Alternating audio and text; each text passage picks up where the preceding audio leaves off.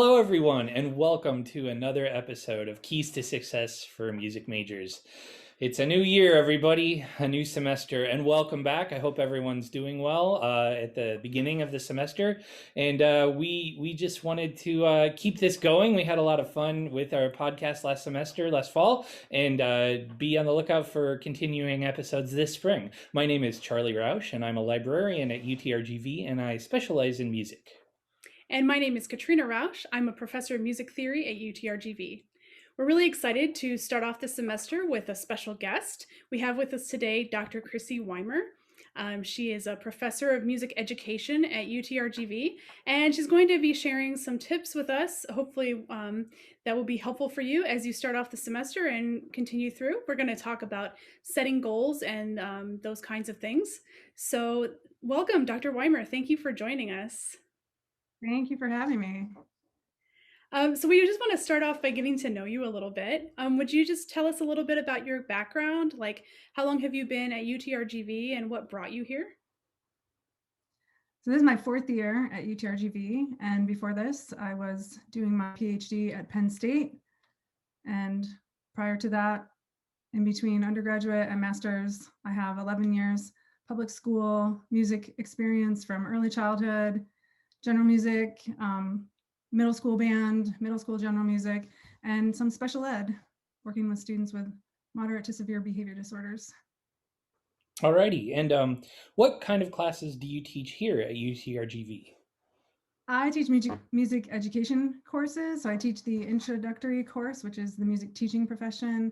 I teach instrumental methods, 2 pedagogy courses, 1 for music education majors and 1 for music performance majors, and 2 graduate classes, 1 in research methods and 1 in history of American music education. Okay, and I know it's something professors have to do frequently to do their own research. Are there any current research projects you're working on that you'd like to share about? Sure, I have. And I had just had a literature review published in October on mentor identification, selection, preparation, and development. And I have another one coming out in April. It's an intrinsic case study of how one novice music educator used a self-created podcast as a form of professional development for himself. Oh, and cool. then I have, I'm working on an article with a colleague in Massachusetts. We created a mentoring network for novice and experienced teachers. So we're describing the structure and design of that. With another colleague at Seton Hill University in Pennsylvania, we're examining music teachers who navigate working and teaching music and their personal dealings with chronic and autoimmune illnesses. And then an article working on with a former professor at Penn State on singing in band and incorporating singing in band. My cat is joining now. And ways that help instrumental music teachers develop the child singing voice and work to nurture the child singing voice while incorporating singing strategies in band and developing oral skills and playing expressively and all of that. All right, that sounds awesome. That's really cool. You have a lot going on right now. Different stages, I like different projects and different stages. It's kind of fun to have a few things going at once that you can, not just always be focused in one area, but kind of be more broad and creative. That's really cool. Okay, so one of the things that you and I have been talking about outside the podcast is how you focus a lot on goal setting in your classes with your students. Why do you do this? I do it because I feel like students a lot of times need something to help them, give them direction and focus. We're spread in many areas. We have families and jobs and school and practice and all of these things that we're doing, and it can become overwhelming. And a lot of times when we get overwhelmed, it's easy to just say, okay, well, instead of doing something, because I can't do everything, instead of doing something, I'm going to do nothing. Mm-hmm. And so I think goals give us some structure and some organization and help guide us along. So yeah, I've incorporated them most semesters that I've been here, and students have commented on how helpful they've been in staying organized. And yeah, so I keep doing it. I think that's really great. As you're talking, I'm thinking of my own life and how it is easy to get overwhelmed with so many things, especially when it's spread out over different areas. And sometimes it just feels like so much you just don't want to do anything, which of course makes Hmm. it only worse. And there's a spiral there. Mhm. So I think that's really great. So, what advice do you have for students when they're trying to set goals, especially right now at the beginning of the semester? I feel like a lot of us are trying to like reset. We're in 2021. What can we do differently now to be successful? What advice do you have for those of us who are trying to set some goals right now? I think three main things, but if can we go back for a second and I share my screen? I have some Yeah, visuals. absolutely. Okay. Just go back to the goal setting, like why I do that with students. Mhm. Um, as I said, focus, direction, attention, self-efficacy. We always have a choice in how we spend our time. And sometimes we equate being busy with being productive, and it's not. And goals help us focus on productivity rather than just activity. And they empower and motivate. So if we set small goals and we achieve them, then we're motivated and empowered to set something else and continue going. It's this cyclical process. And they hold us accountable, not only to ourselves, but we hold each other accountable in classes. So I share my goals with students, and then every 5 weeks, we check in with each other. And it's not to shame or judge on what we're not doing, but if we need to regroup or go back or modify or whatever, we share our successes and our challenges, myself included. I've yet to meet all of them that I set for the semester, and that's okay too. Hmm.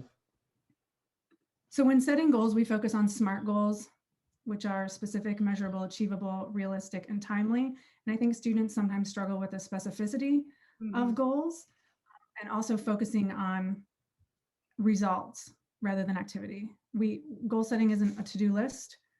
It should provide some direction and focus. So our goals are proximal long-term for the semester, but really time is relative. So a semester is short-term in terms of a degree program or life or whatever, but those are our long-term goals. And they need to have appropriate degrees of difficulty, because if they're too easy, then we get bored and we give up. And if they're too challenging, then we get frustrated and we give up. So I use examples with them, like practice, like I'm going to practice more. Okay, that's not at all specific. Like, what does more mean? Right. I'm going to practice an hour a day. Okay. Hmm. I mean, we could say that's specific and it is measurable and achievable and realistic and all of those things, but is it really specific? I like to focus on quality rather than quantity. So I'm going to stop share for a second because I have some documents. So I have all of my semester goals like in hard copy. I'm a hard copy person. So I have them on my desk every day, and every morning I look at them, and then I fill out this template, which is just areas of my own, like teaching, research, musicianship, my hobbies, wellness. And I use strategies that I got from this book by Peter Bregman. It's called 18 Minutes. It's find your focus, master distraction, and get the right things done. So each category, I look at my long-term goals, and then I fill in each category for the day. So he takes 5 minutes at the beginning of each day doing this, and then 1 minute each hour checking in. Am I doing at this time what I need to be doing to reach my goals? Hmm. And if not, then get it together and do that. And then 5 minutes at the end of the day to say, okay, let's look at what I did. And sometimes we overshoot. Like, I really didn't have time for all the things that I said I wanted to do today, and that's okay. And we regroup for tomorrow. So that's how I divide them up to make sure that I'm being specific, back to sharing, and focusing on productivity rather than just activity. So all of my time is spent doing things that are important to me. And personal goals are important as well. We always talk about balance. It's not always a 50-50 balance, because that's just not realistic when we're undergraduate music education majors. But it is important that we take time for ourselves. So if watching a Netflix series is something that you want to do, then give yourself 20 to 30 minutes a day to sit down and watch a show and take a break from studying or whatever. Mhm. So when we start, one of the second habit of highly effective people is beginning with the end in mind. So I ask them to envision the end of the semester, however they define success, whatever that looks like. What does it look like? What have you accomplished? Where are you? Are you frazzled and exhausted? Or are you, however you define success? Mhm. And then identify and prioritize. If wellness is a priority for you, getting enough rest each night, eating nutritious food, taking time to be outside or move your body or whatever, then prioritize those things. And then we take action and we check in. And then I give them some visuals on the, just how it's a cyclical process. We don't just reach a goal and then kind of sit down and, wait for the semester to end or whatever. We aim for something else. So if I were giving advice to students setting goals right now, I would tell them 3 things. Don't see it as an extra to do or something extra to take on. See it as a way to use your time more effectively and efficiently. So incorporate it into what you're already doing. So students, for their professional goals, if they need to apply for the College of Education, if they need to sign up for content exams, attend the study sessions, then those are goals. If they're working on a recital, all of the things that go with that, setting a date, getting an accompanist, buying repertoire, whatever. Sorry, I had some notes. I said 3 things and I only said 1. Beginning with the end in mind would be one, and then giving yourself grace. So a lot of times we set personal goals, maybe hobbies that we think we might be interested in, like cooking more, and you start cooking and you're like, you know what? I don't like cooking at all. Okay, well, don't force yourself to do something if you're finding you're not enjoying it. Modify it a different way, or head down another direction if you want to. You think you're going to be a runner and you like go outside and sit down on the curb after 2 minutes, then maybe running's not for you. It's okay. And if you need to eliminate something, eliminate it. Maybe not a professional goal if we're working to do well in our classes or whatever, but it's okay. It's okay to regroup and modify as necessary. So I think that last one is so important. Like to not beat yourself up if you don't, achieve all the things right away. I think you're right. I like your idea of every day kind of assessing what you did that day and readjusting every day instead of going like a whole semester and then saying, oh, look at all the things I didn't accomplish. It's more of like a consistent renewal of your goals instead of a one-time shot, right? And I like the idea of thinking towards the end result, because if the goal is to do something that helps you relax, you shouldn't hopefully be beating yourself up because I didn't relax properly. It's like it's. I love this idea of it being an adaptive thing that evolves, and if it's working, reinforce it. If it's not, it's okay to adjust and think what you're trying to get out of it. So that's really empowering. I think that's great. Yeah, I think so too. So it doesn't have to be an all or nothing. Sorry. Yeah. No, totally. Yeah. So I know you mentioned something about your students have worked with you in this capacity in some of your classes. And if someone maybe wasn't a student in a class right now that deals with goal setting, or they're working with you about it, are there options for students to interact with you about setting personal and professional goals? Yeah, absolutely. I included my email on the last slide, which I will send with the other visuals if anyone wants them. And students can feel free to email me and we can work one-on-one. We can start a small group goal setting. It can be asynchronous where we just kind of set up something online. It can be synchronous where we meet every few weeks, meet once to get started, and then we'll set goals and check in, X number of weeks later to see if we're on track. Lots of options. So just email me and we can set something up.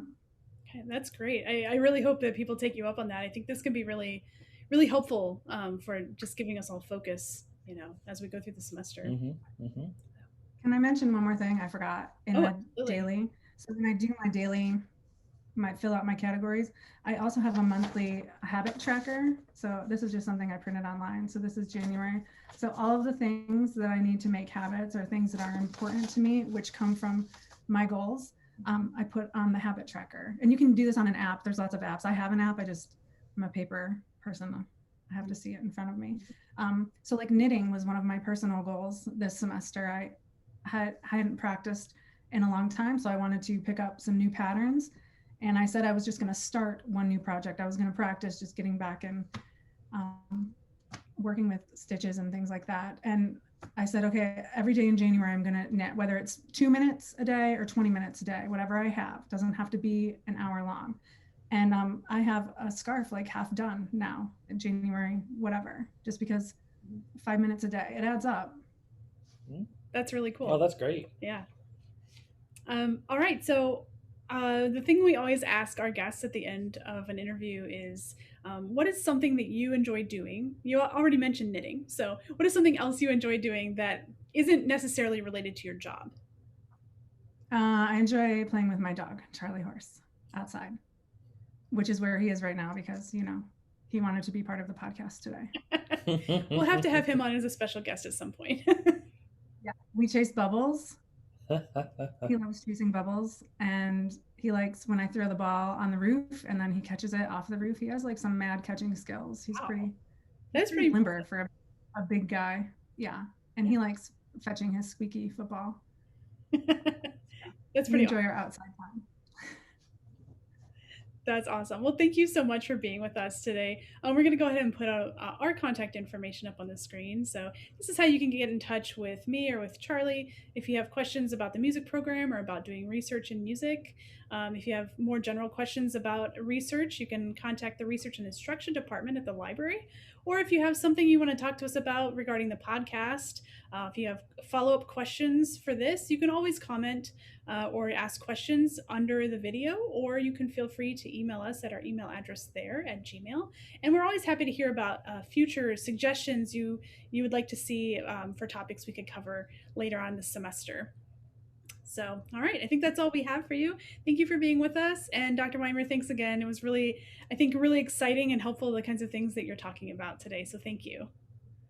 Thank you for having me again. I appreciate it. All right, and we will see you guys soon. Have a great week. Have a good week and good luck.